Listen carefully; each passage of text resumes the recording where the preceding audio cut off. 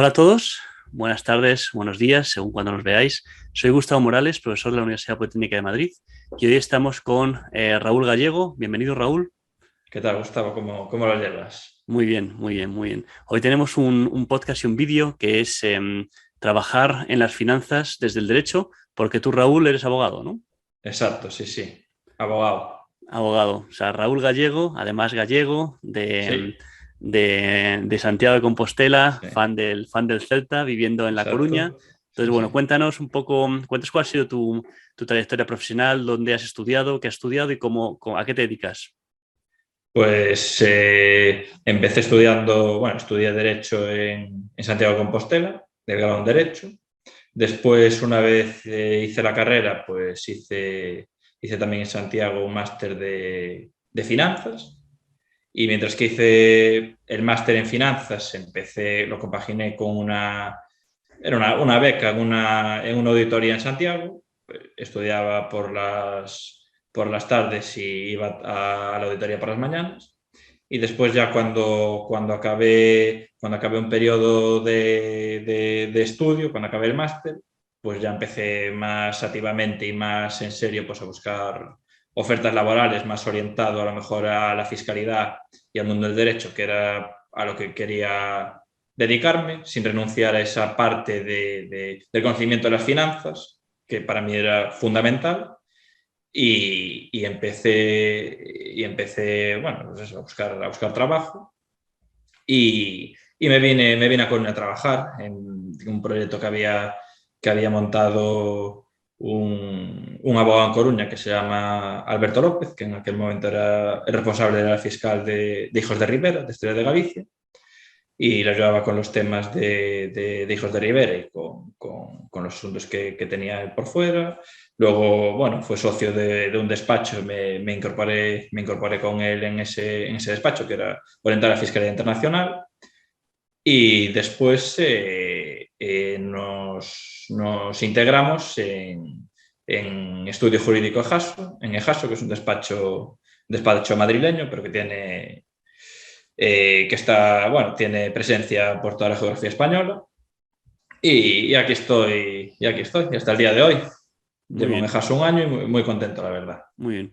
Y cuéntanos un poco de tu día a día, cómo es tu trabajo, a qué te dedicas exactamente. Bueno, pues yo me dedico a la parte de fiscalidad. Dentro de la fiscalidad, si ya el derecho es un mundo que tiene muchísimas ramas, pues ya la fiscalidad tiene 1.000 millones de ramas también. Aquí en Jaso tengo la suerte de que me dejan enfocarme un poco más a lo que me gusta o en lo que yo me siento más cómodo. Y a lo que me dedico en mi día a día es más que nada al procedimiento tributario, que viene siendo pues, procedimientos de gestión y de inspección con la agencia tributaria y luego pues, en los tribunales económico-administrativos o en TSJ, audiencias nacionales, etcétera, etcétera, que es una parte así pues, un poco más técnico, más jurídica. Y luego, pues últimamente estamos también bastante enfocados y le estoy dedicando muchas horas a procesos de M&A o de due diligence de compañías. Y luego, pues el asesoramiento recurrente pues, a las empresas que tenemos en cartera Muy en bien. materia fiscal. Muy bien, muy bien. Y para digamos, la parte de M&A, ¿has necesitado alguna formación específica o digamos que con lo que tú sabías de tu máster de fiscalidad y tu grado de derecho, más o menos te has podido, tu máster de finanzas, tu máster de fiscalidad y Sí. más o menos tu grado en derecho has podido más o menos manejarte? Eh, Esto te mentiría si te diría que la primera vez me sentí como pez en el agua.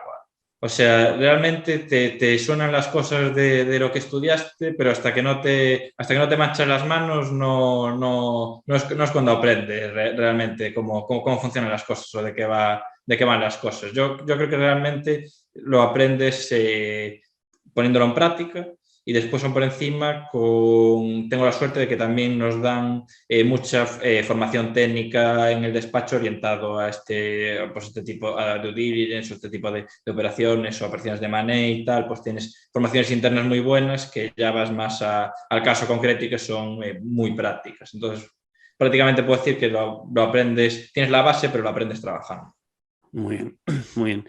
Y quería que nos contaras qué opciones ves tú para una persona que estudia Derecho que Sí, se pueda dedicar a las finanzas, ¿no? Porque me parece que puede ser una salida muy interesante. Mucha gente, cuando los que no conocemos mucho de Derecho, pues pensamos que un abogado siempre es el que va ahí a los juicios, ¿no? A defender a la gente para que no la metan en la cárcel sí, o de que estás de procurador, de alguna historia de esas sí, que, digamos, haciendo tareas administrativas en los juzgados y sí, demás, o incluso para ser juez, ¿no? Bueno, por no decir político, ¿no? Que hay más abogados en el sí, sí, Parlamento que en las Cortes, yo creo, sí, sí. de toda España, ¿no? Pero bueno, digamos, una salida muy interesante y yo creo que puede ser quizás más lucrativa y además no tanto andarse peleando con los requiebros del lenguaje en los juzgados, Sí. puede ser dedicarse a las finanzas, ¿no? Entonces quería saber que nos cuentes un poco qué opciones ves tú en general para alguien que estudie Derecho dedicarse a las finanzas.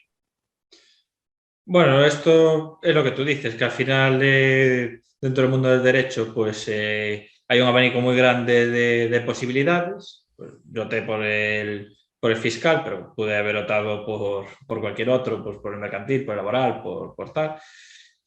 Pero dentro del mundo de las finanzas y el derecho, pues está claro que hay mucha relación entre una cosa y otra, porque es que al final todo, y sobre todo en este país, aquí hay una norma para prácticamente todo. O sea, tú te vas al BOE de cada día y vamos, pues vamos, te puedes aburrir de ver todo lo que se publica cada día. Y mira, yo en el máster de finanzas precisamente no era el único grado en Derecho, había más gente grado en Derecho. Y bueno, por la experiencia de esta gente, bueno, yo al final tiré más para la parte de fiscal, pero había mucha gente que acababa trabajando en banca, pero en la parte más de finanzas, o había mucha gente también que acababa trabajando en compañías de seguros. Y luego tiene también otra particularidad, el mundo de derecho en relación con las finanzas, sobre todo pues para operaciones también, como te dije antes, de money o para este tipo de operaciones. Pero es que aunque no te dediques a algo de finanzas en específico, si estudias derecho y sabes de finanzas, al final prácticamente por mi experiencia, porque en este despacho tenemos gente que se dedica a mercantil, gente que se dedica a civil, gente que se dedica a administrativo, siempre acaba apareciendo las finanzas en cualquier tipo de orden jurisdiccional o en cualquier tipo de materia de derecho. Entonces, pues yo lo considero prácticamente ya no solo para un ciudadano normal, saber de finanzas tiene una importancia, pero vamos, vital, debería ser obligatorio desde pequeño que no se educara en finanzas, pero es que para alguien del mundo jurídico, para alguien que estudia derecho, para mí si no sabe de finanzas es que al final va a acabar teniendo un problema. Mm, mm. Muy bien, muy bien, muy bien. Y oye, además de abogado y trabajar en finanzas, también eres inversor, ¿no? Que con eso, Sí, de eso nos hemos conocido, ¿no? Tú sí, eres uno de sí, nuestros oyentes, nos has exacto. contado en una ocasión haciendo una puntualización sobre algo que querías precisar en un podcast que habíamos hecho, cosa que te agradecemos porque, claro, el formato de podcast muchas veces es muy fresco y es muy rápido y a veces pues se dicen cosas que no son del todo correctas y bueno, pues cuando alguien se lo escucha y te hace una puntuación, pues siempre es de agradecer, ¿no? Entonces, quería preguntarte también por tu vida inversora, ¿cuándo empezaste a invertir? ¿Siempre has tenido claro que ibas a invertir? ¿Te viene de familia? ¿Cómo has llegado a este mundillo? Sí, pues de familia la verdad es que no me viene, porque de mi familia no invierte nadie, no es un tema tampoco que toque mucho con mi familia.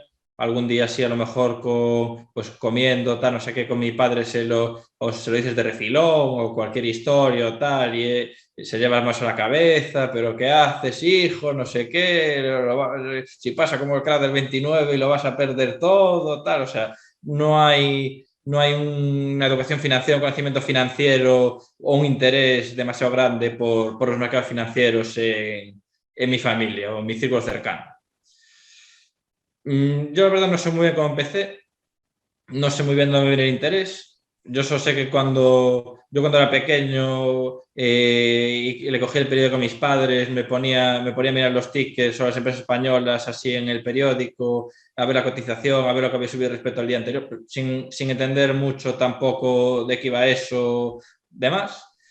Y después me fue picando un poco la curiosidad ya pues yo creo que en la adolescencia, que veía muchas noticias relacionadas con la bolsa, pero realmente no entendía muy bien tampoco cómo funcionaba. O porque una empresa valía, preguntas tan tontas como por qué una empresa valía hoy 20 y mañana caía un 5%. ¿Cómo se fijaba el valor de las acciones? O de qué iba eso, de qué iba el mundo de la bolsa. No lo entendía muy bien. Entonces, nada, me fui por mi cuenta, me fui informando, fui leyendo por mi cuenta y después ya cuando acabé la carrera hice el máster de banca y finanzas, pues ahí ya tienes asignaturas o módulos específicos relacionados con el mundo de la inversión, ya cosas más técnicas y demás. Pero es que luego también me siguió picando la curiosidad, me seguí formando, fue un poco de manera autodidacta a mayores claro, del máster en banca y finanzas que hice, pero yo considero que mucho contenido gratuito hay, sobre todo tenemos la suerte en la comunidad española que hay mucha gente, bueno, como vosotros o muchos otros canales de divulgación, es que se puede aprender muchísimo. Y fue un poco así, un poco por lo que fui aprendiendo y un poco la formación académica. Mm. Y yo tenía claro eso, que cuando empezase a ganar dinero por mí mismo trabajando, pues quería destinar parte de mi patrimonio a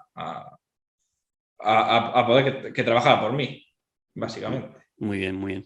¿Y cuáles son los criterios que utilizas a la hora a la hora de invertir? ¿Cómo escoges las empresas? Bueno, ¿haces inversión, digamos, activa o eres más de inversión pasiva, de coger un fondo índice que replique algún índice y simplemente pegarte ahí? ¿Cuál es digamos, tu estrategia así en general? Sí. Yo empecé invirtiendo, como al principio, pues, claro, las primeras veces te ves teníamos, yo creo que no tenía bastante información o cierta formación, pero hasta que no inviertes, al final yo no me sentía totalmente seguro de ver qué me iba a pasar o cómo me iba a ir. Y sí que es verdad que yo empecé invirtiendo en el MSCI. Empecé, pues hacía una aportación mensual al MSCI World y no me complicaba mucho la vida. Pero después pues fue variando un poco más mi manera de inversión, sobre todo porque me gusta también.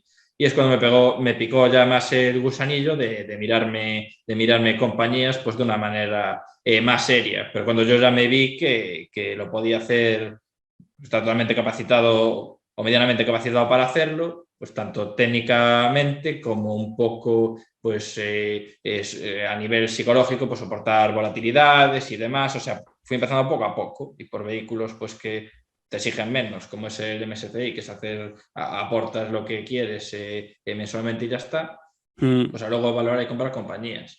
Y pues para valorar las compañías, pues a ver, normalmente en qué me fijo en las empresas. Yo te voy a ser sincero, creo que en tanto hay los recursos suficientes, tanto en Internet, en Twitter, en YouTube y tal, pues para encontrarme las ideas de inversión, prácticamente yo creo que muy pocas ideas de inversión, dos o tres, salieron de empresas que me fijara yo, bueno, pues voy a mirar hasta aquí, tal, tal, tal, tal.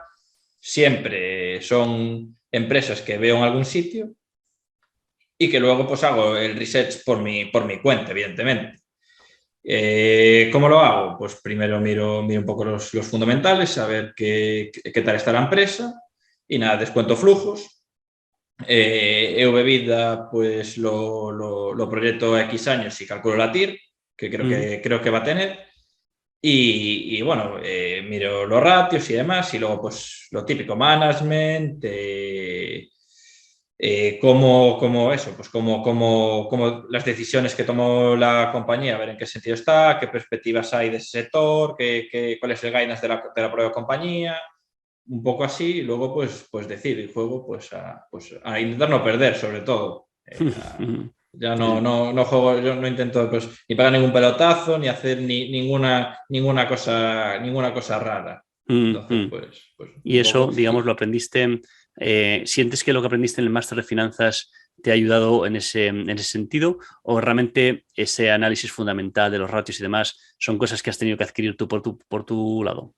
En el máster eso es materia de estudio y lo estudias y lo ves y hay módulos que te dan sobre ello y sales con los conocimientos para calcular esa información, esos ratios o esos múltiplos de valoración o lo que sea.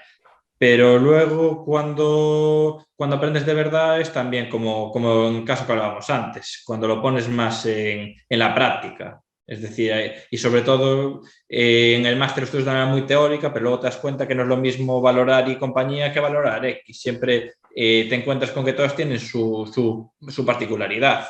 Entonces, pues yo creo que como más aprendes es fijándote en gente que sabe más que tú y poniéndolo luego tú un poco en práctica, adaptando tu forma de ver el mundo o de ver las cosas pues al mundo de las finanzas y el mundo de la bolsa. Muy bien. ¿Y actualmente mantienes tu inversión aquella inicial en el MSCI World o eso al final lo has acabado vendiendo?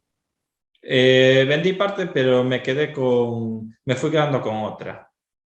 Incluso vendí una parte, pero es algo que tampoco, no valoro tampoco seguir haciendo aportaciones o volver a hacer aportaciones o lo que sea. Vendí para cambiarme a una inversión un poco más activa, pero el día de mañana, pues, oye, si veo que tengo capital y no tengo ideas de inversión o lo que sea, pues no descarto volver a hacer aportaciones o aportar capital al MSCI World.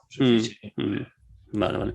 Porque, digamos, si quisiéramos hacer una set allocation o una distribución de cómo se distribuyen por distintos activos tus inversiones, ¿cómo posicionarías o en qué grupos lo pondrías? ¿Qué porcentajes te saldrían? Pues me saldría un poquito de MSCI, pero muy poco, inversión en MSCI o este tipo, pues que se puede llamar indexado, pasiva o como le quieras llamar, pues a lo mejor es un 20 dentro de lo que tengo invertido y luego el 80 es renta variable pura, son acciones en compañías. Muy bien, muy bien. ¿Y mantienes también un colchón de liquidez o estás totalmente todo invertido? Ahora yo creo que estoy invertido al 70-80 y el 20 lo tengo como liquidez. Vale, vale.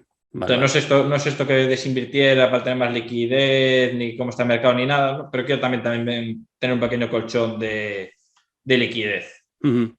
Sí, porque en ese sentido, ¿crees que es mejor estar siempre invertido o crees que a veces es mejor aguantar en liquidez esperando que haya momentos de caídas, como puede ser una invasión de un país y que cause mucho pánico, ¿no? ¿Cómo gestionas esa parte? No, yo creo que al final oportunidades en bolsa, esté como está el mercado, al final si buscas siempre va a haber alguna. Y al final si esperas a encontrar el mejor momento, lo más seguro es que te acabas perdiendo. Entonces, pues simplemente ir haciendo tu research, ir haciendo tus valoraciones y cuando crees que esté barata la compañía, invertirlo, pero no buscar el mejor momento ni de entrada ni de salida, porque al final si no, yo creo que es muy difícil acertar. El Y timing para y tal. tu... Sí, yo estoy totalmente de acuerdo contigo, ¿no? Nosotros lo hemos hablado varias veces, que en realidad, claro, siempre lo ideal sería que tuviéramos de antemano el conocimiento de cuándo van a ser los mínimos y cuándo van a ser los máximos. Entonces lo que haría sería comprar los mínimos y vender los máximos y entonces harías un value investing fenómeno, ¿no? Creo que en realidad como es tan difícil acertar con el mínimo y saber cuándo estás en el máximo y tienes que vender, ¿no? O cuándo igual vendes y resulta que sigue subiendo y te pierdes la parte gorda de la subida, ¿no? Entonces, en realidad nosotros siempre pues recomendamos, y es lo que yo hago, pues estar esencialmente tener una estrategia a la que eres fiel, ¿no? Que es, digamos, con tu salario mensual, pues una parte destinarlo a la inversión y otra parte a ahorros, si es que estás todavía alimentando tu colchón de liquidez y si no, pues directamente toda a la inversión, ¿no? Y de esa manera, pues bueno, pues ir haciendo aportaciones periódicas que no quita que en algún momento puedes usar algo de tu colchón de liquidez para hacer una pequeña aportación un poco más grande a la espera de que más adelante puedas recuperar el colchón, ¿no? Sí. Pero desde luego no mantenerse en liquidez dejando que la inflación se coma tu dinero a la espera de que llegue ese momento en el que el mercado ha caído un 20%, porque claro, ese momento que ha caído un 20%, igual todavía le falta otro 20% por caer, que eso no lo sabes, ¿no? Entonces, bueno, creo que acertar con esos mínimos siempre es más complicado, ¿no? Y oye, a la hora de plantearte digamos, tus aportaciones periódicas, bueno, lo haces así, realmente, como he comentado yo, ¿tienes una estrategia de aportación periódica o simplemente pues dejas acumular el dinero en liquidez durante algún tiempo y luego lo metes? ¿O lo haces mes a mes o cómo lo gestionas? Te cuento, yo el día que recibo la nómina, muevo ese tanto por ciento, además ya tengo otra cuenta diferente bancaria, ya sin tarjeta, para no caer en la tentación de tocar el dinero ya directamente, o sea, la tarjeta no sé ni dónde la tengo por casa, pero no sé dónde, muevo directamente el dinero a la cuenta de ahorro, que es la que tengo vinculada con el broker, y es así como trabajo un poco. O sea, yo el día que me ingresan el dinero en la cuenta, ese dinero de ahí, ese dinero que va destinado al ahorro o a la inversión, desaparece de la cuenta corriente el día que me ingresa. Y Muy ya bien. está. Así ya no que esa tentación de ese mes no ahorrar o hacer alguna chuminada. Pues ya Mm. directamente ya. Sí, sí. No nos has dicho nada de si tienes algún activo real, algún inmueble o alguna plaza de garaje, alguna cosa así, de tuyo o heredado de tu familia. No tienes actualmente ninguna inversión en inmobiliario. Nada, Nada, no, ¿no? cero, cero. ¿Crees que la tendrás? ¿Crees que, digamos, como España, que es un país de propietarios, pues contará orgullosa que Raúl Gallego es otro de sus propietarios en algún momento? ¿O tú crees que prefieres optar por el alquiler? Por entiendo que ahora vives de alquiler, entonces, ¿no? Sí, sí, ahora mismo vivo alquiler. Pues ahora mismo no es algo que descarte totalmente. Tampoco no quiero descapitalizarme para invertir bueno, para tener una vivienda en propiedad, pero tampoco es algo que descarte. Tampoco es que sea mal momento ahora, con los tipos tan bajos y la inflación tan alta. Supongo que si encuentro la oportunidad, pues es un buen momento para adquirir un inmueble. Yo si encontrase la oportunidad de mi vida, tonto uno tampoco es. O sea, si encuentras un piso que está a la leche, pues por ejemplo aquí en Coruña, pues de cabeza por él, pero tampoco es algo que me vuelva loco. Mm, Es decir, no soy de estos que dicen bueno, que como te quita flexibilidad tener vivienda en propiedad, que jamás en la vida, pues que va a estar toda la vida de alquiler y que prefiere destinar su capital a otras cosas. No soy tan tajante y tampoco soy alguien que te diga, pues a ver si ahorro lo suficiente para comprarme un piso en tal calle o en tal zona o en tal sitio. Es decir, mm, si ahora mismo gasto relativamente poco de lo que ingreso en alquiler, estoy bastante bien, pero si aparece una oportunidad de ser propietario, pues a por ella. Es decir, tampoco. Además hay la inversión inmobiliaria o el tener una vivienda en propiedad también tiene ese componente, yo creo que es también un poco sentimental o algo así, esto de tener algo, de que el hogar aparece entre las que vives, que sea tuyo. No mm. solo es pues, puramente financiero la decisión. Sí. Pero a día de hoy no es algo que valore o que esté buscando. Mm, muy bien, muy bien. Y oye, ¿cómo valoras que en algún otro momento de tu futuro a medio o largo plazo puedan entrar otros nuevos activos en tu cartera de inversión, como por ejemplo puede ser alguna criptomoneda o metales preciosos físicos o Sí. invertir en futuros de materias primas o hacer alguna cuestión así más de crowdfunding o de factoring o de inversiones más en el medio plazo? ¿Has valorado algo de eso? A mí invertir o poseer directamente pues alguna materia prima o oro o alguna criptomoneda o algo así, no es que no me guste, pero tampoco lo hago. Y no lo hago porque me siento más cómodo cuando invierto en renta variable.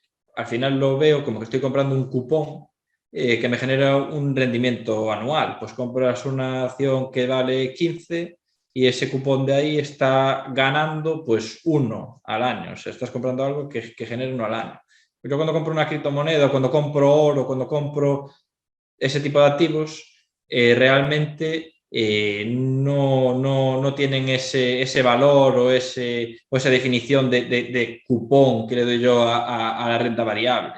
Entonces es algo que no me siento cómodo porque realmente me tengo que fiar de lo que dicen que vale el oro, de lo que dice la criptomoneda para invertir en ello. Pero realmente pues, no es algo que genere per se algún rendimiento anual al propietario. Entonces, no digo que haces pirao que invirtiendo en oro, invirtiendo en Bitcoin, pero seguro que la gente que lo hace invierte en eso, tiene mejores rentabilidades que yo, pero yo no me siento realmente cómodo. Entonces, realmente no es algo que valore tampoco la inversión inmobiliario. Sí, pero daría muchos quebraderos de cabeza, entonces tampoco. Iba a decir que no genera ningún rendimiento, pero bueno, sí que lo genera, pero no es algo que yo valorase tampoco. Y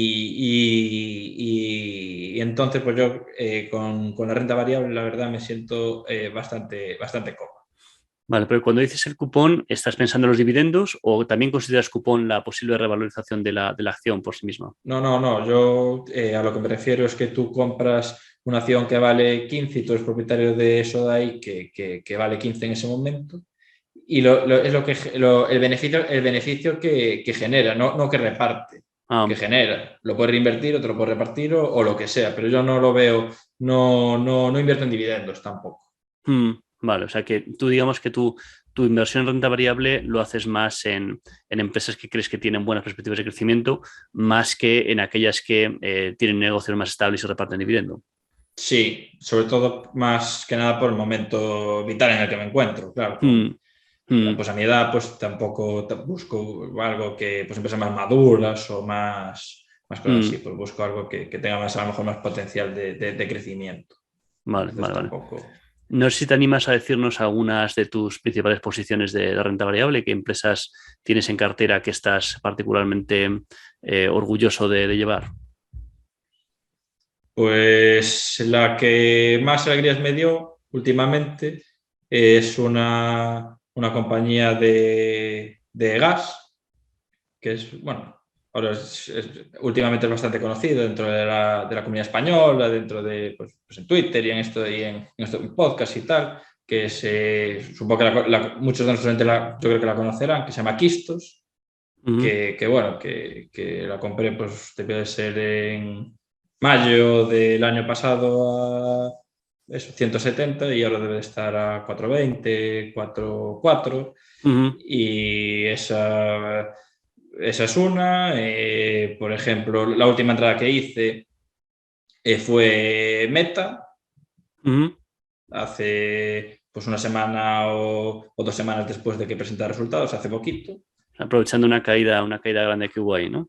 Sí, aprovechando la caída porque ya ves que cuando empiezan a atizar a las empresas, pues ya parece que mañana pues van a tener que cerrar el chiringo los de Meta y bueno, a mí pues me parece que el mundo del advertising en el que se mueven y con todo la caja que generan y la caja que tienen y demás, pues supongo que en el 23 o el 24 harán por acción pues $15 más o menos, 15 por 15, 125. Nada, yo creo que era un buen momento para entrar, vale. Tampoco quiero hacer ninguna recomendación de compra ni nada, pero me pareció pues, oportuno abrir una posición pequeña. Sí. Muy bien. Pues que para terminar esta entrevista quería hacerte nuestro cuestionario, que bueno, no es estrictamente un cuestionario liberal, aunque da lugar a que algún liberal salga un poco del armario, ¿no? Son 5 preguntas más o menos que bueno, nadan en temas de fútbol, que sé que eres futbolero, y algunas un poco más económicas, pero empezamos con una pequeña que tiene que ver con el nudismo financiero. No sé si tú eres favorable de, digamos, de desnudarte, no quizás de ahora, sino de cuáles fueron tus salarios de cuando empezaste a trabajar. ¿No tienes impedimento de hablar de esto? No hay ningún problema, la verdad. Muy bien. Bueno, pues quería preguntarte, cuando empezaste a trabajar, que entiendo que fue ese momento que ya habías terminado tu máster de finanzas y ya eras graduado en Derecho, quería Sí. preguntarte cuál fue tu salario de entrada al mundo laboral y bueno, también un poco en qué año se produjo esa entrada. Pues debió de ser en el 17, más o menos, o así, cuando estaba haciendo el máster. Y si no recuerdo mal, mientras que, bueno, hacía el máster y por las mañanas iba a una auditoría con una beca. Pues al final llevaba temas más relacionados hacía muchas periciales contables, hacía mucho derecho concursal también, que se puede aprender un poco de todo en derecho concursal. Y iba por las mañanas y era una beca y andaba por 750 euros al mes. Ujú.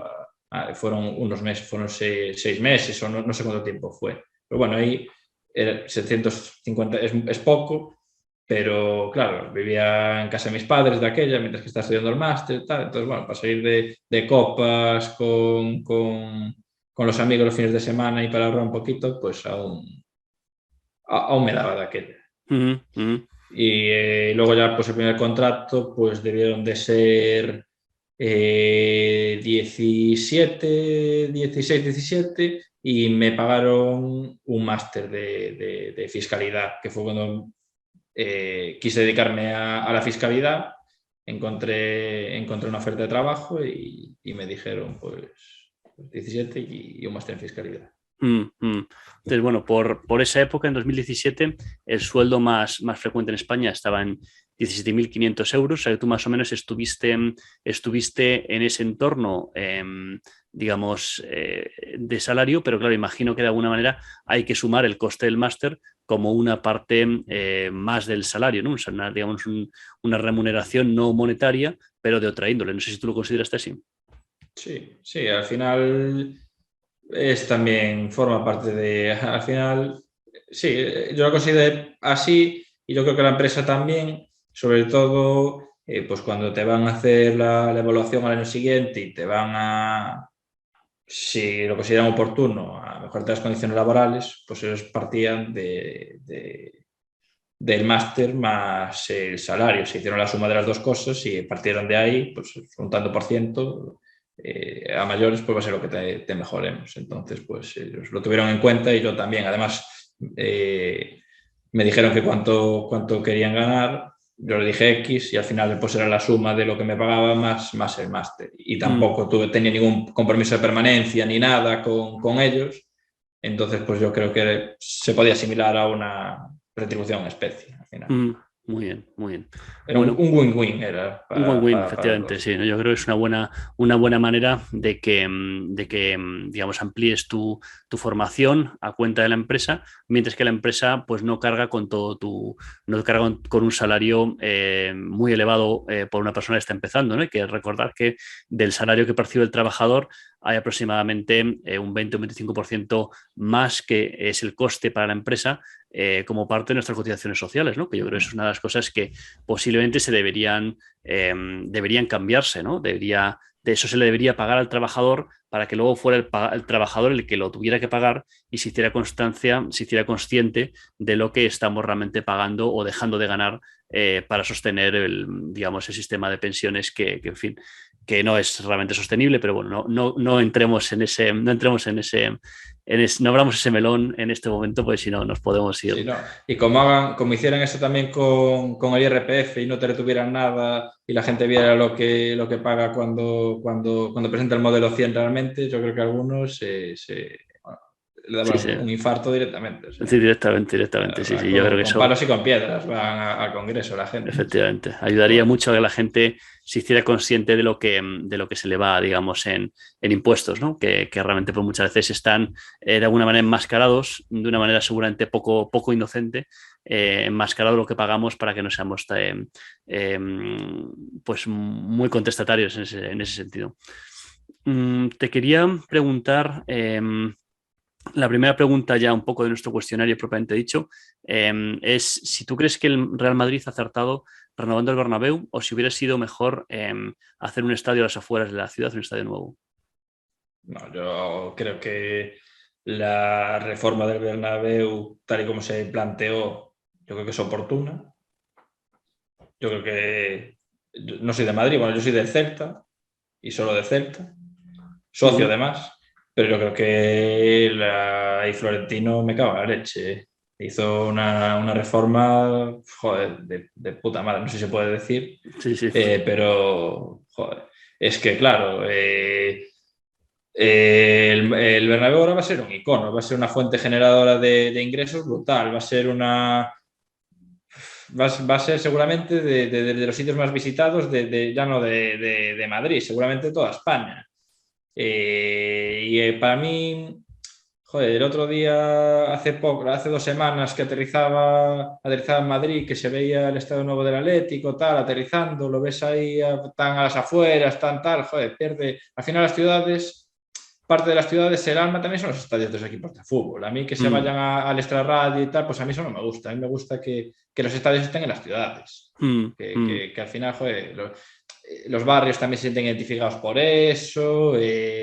No sé, a mí y me parece muy frío llevar el estadio para otro sitio. Yo creo que la obra, tal y como se planteó y tal y como se va a hacer, pues seguramente ahora el Bernabéu vaya a ser el mejor estadio de fútbol probablemente que haya en el mundo, o Europa seguramente. Entonces, pues bueno. O sea que bueno, totalmente aprobando, damos aprobado la gestión de Florentino con este asunto, ¿no?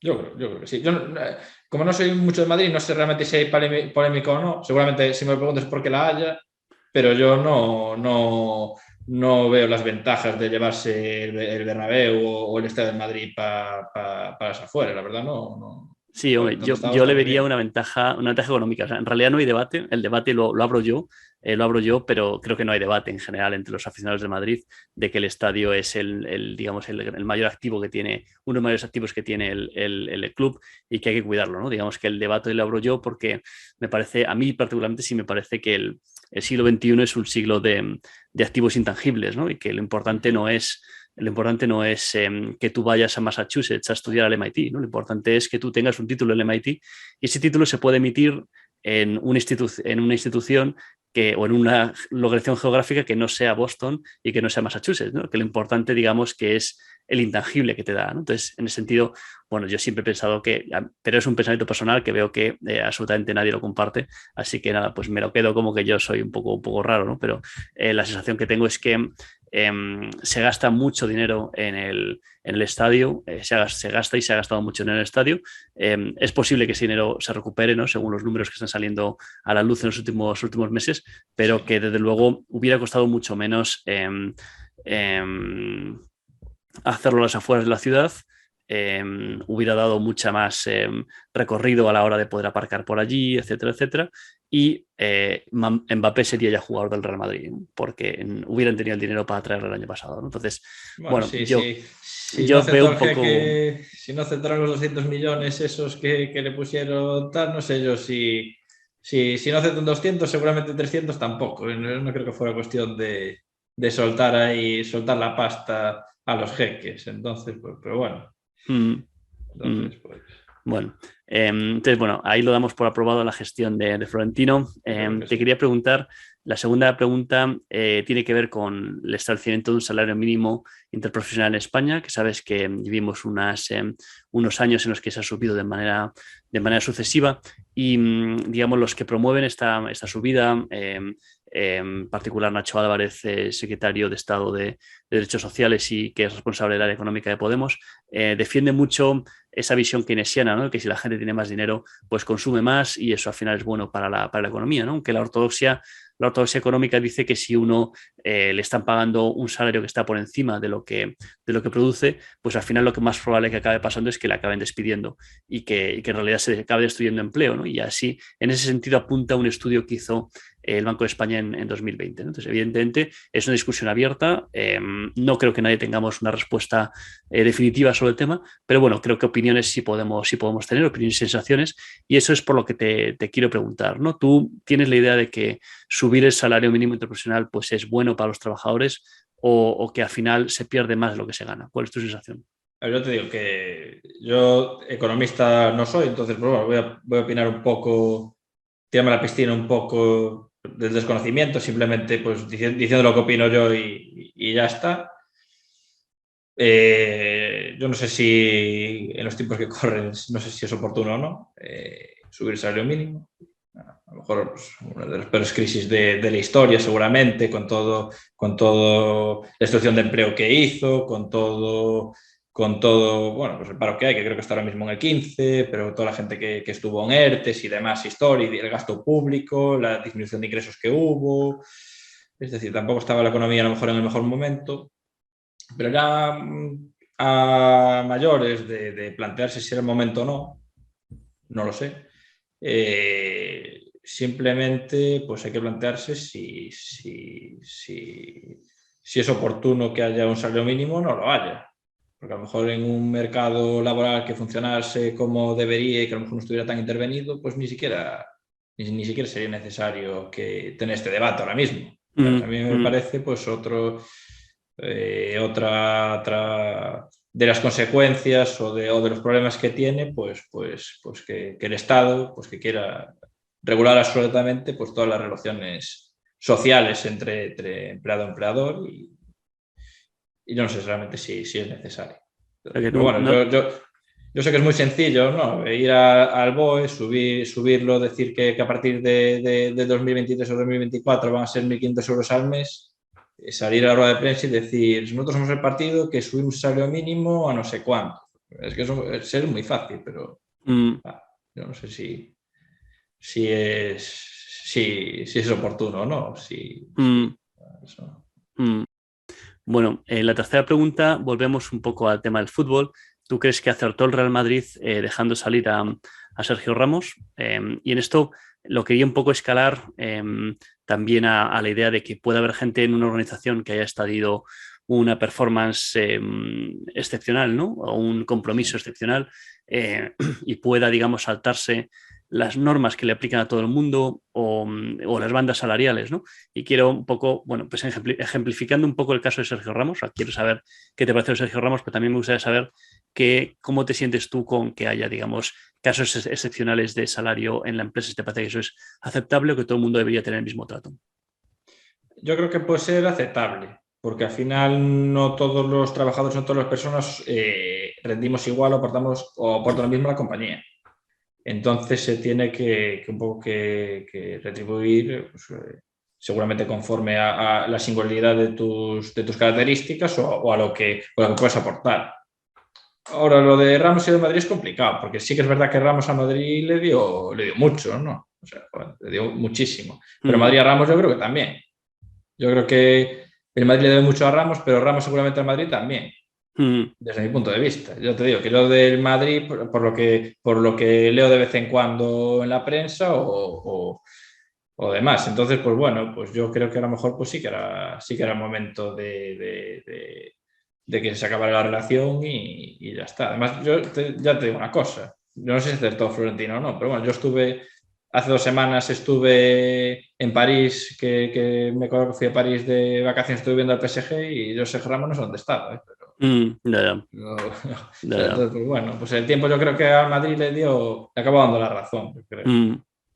Es muy fácil decirlo ahora, claro, a estas alturas de la película y de la temporada, pero bueno, yo creo que sobre todo en los clubes de fútbol, porque también no es lo mismo una organización, pues un despacho de abogados, la universidad, tal, que un club de fútbol, que tiene ese componente sentimental muchas veces con los jugadores y la afición y demás. Yo creo que ahí hace muy bien Florentino y eso también lo hace, yo te dije que soy de Celta, lo hace también el presidente de Celta y tal, de no dejarse llevar por los sentimientos hasta cierto punto. Tiene esa visión de, pues el Carlos Mourinho del Celta es empresario, Florentino también, le da deja un poco más de lado ese sentimentalismo. Yo creo que acaba siendo bueno. Los sentimentales tenemos que ser los aficionados, pero seguramente no los directivos. Eso es. Y oye, sobre la inflación te quería preguntar, ¿tú crees que va a seguir incrementándose y va a ser persistente en el tiempo? ¿O crees que esto es algo que eventualmente se solucionará solo sin que los bancos centrales tengan que tomar muchas medidas? Hombre, yo creo que eventual ya está claro que no es, ¿no? O sea, claro, cuando se lleva ya diciendo más de un año que la inflación es eventual, pues bueno, pues es eventual hasta cierto punto. Salvo que el evento dure salvo que eventual sea que dure 4 años, pues. Entonces, claro, yo no sé lo que pasará ahora. Parecía que sí que iban a tomar cartas en el asunto los bancos centrales. Ya estaba prácticamente cantada, ¿no? La subida de tipos de la Fed y demás. Había más debate sobre cuántas iban a ser o cuántas iban a producir y tal. Pero claro, ahora parece que un poco lo que pasó con Rusia y con Ucrania parece que lo cambia todo un poco, ¿no? No se sabe qué va a pasar, si realmente se van a producir subidas de tipos, si se va a atrasar un poco más la cosa, si las empresas y la economía lo soportarían llegados a este punto. Entonces yo creo que transitorio está claro que no es. Lo que pasa es que no sé si ahora en el corto plazo los bancos centrales pueden hacer algo, ¿no? Creo que estamos en un momento que es de bastante incertidumbre, es bastante complicado. Entonces, pues veremos, ¿no? Yo la verdad no, ya digo que no soy economista, no me atrevo a aventurarme. Sí. Y esto pasará pues lo que pasa siempre, aparecerá pues cualquier otro tipo de evento que lo vuelva a cambiar todo, tal que todos pensábamos que iba a acabar siendo A, pues acabará siendo B, como acaba de pasar ahora con lo de Ucrania y con lo de Rusia. Sí. Bueno, y ya nuestra última pregunta, un poco más cotidiana, más mundana. ¿Cuánto cuesta un litro de leche en el súper? Pues mira, te voy a decir la verdad. Sabía que me lo ibas a preguntar y la verdad yo soy bastante despistado y compro. En casa tenemos bastante, que si la leche, que si la de avena, que si sin lactosa, que si tal. Tengo diferentes tipos de leche y la verdad es que no tengo. Puedo más o menos hacerme un aproximado de cuánto vale, pero la verdad es que no tengo ni idea, la verdad. Podría haberlo mirado y quedar bien, pero no, la verdad es que no tengo ni idea. Vale. Supongo que menos de un euro. Es que además, claro, depende del cartón que compres, que Claro, yo sí. alguna leche pues compro el asturiano está aquí la grande, otra compro el cartón más pequeño, pero la verdad es que no tengo ni idea de cuánto vale el litro. Vale. No te voy a engañar. Pero sí, vamos, sí que bajas a hacer la compra y te encargas de eso y, Sí, digamos, más o menos te la compra. preocupas. Sí. Te preocupas Sí, del presupuesto de la comida mensual y ese tipo de cosas, sí, ¿no? pero más a nivel global. O sea, a lo mejor, pues, más o menos sí que veo lo que se gasta a la semana y tal, pero no voy al milímetro mirando lo que costó la leche, si la leche subió, si el pescado, pues ahora está muy caro, si los aguacates están por. No, eso no lo miro. Más o menos, bueno, evidentemente sé lo que gasto de comprar al mes, Sí. pero no sé lo que vale un cartón de leche. Seguramente debería saberlo, pero no voy a engañar a nadie. Vale. Bueno, pues nada, Raúl, me ha gustado mucho hablar contigo hoy, el primer oyente que traemos aquí a que nos cuente bueno, pues su trayectoria profesional y cómo ha llegado a irnos y cómo un poco también esta visión de normalizar el tema de la inversión, que no hace falta ser Amancio Ortega ni hace falta ser Warren Buffett para tener tus inversiones y que desde luego no se trata de que solo se puede invertir el que tenga 100.000 euros, es decir, que la inversión se va haciendo poco a poco y que hay gente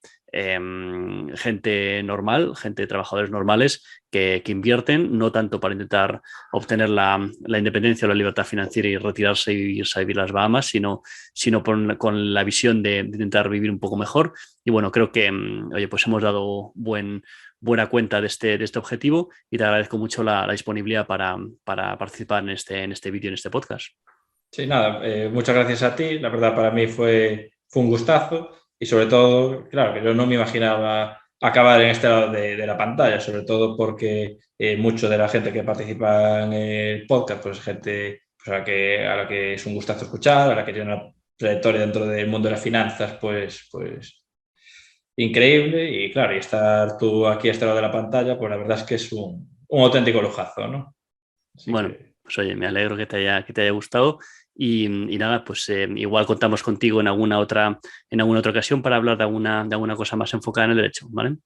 Perfecto, pues muchas gracias, Gustavo. Bueno, Raúl, un abrazo, que vaya bien. Chao, Hasta luego. gracias.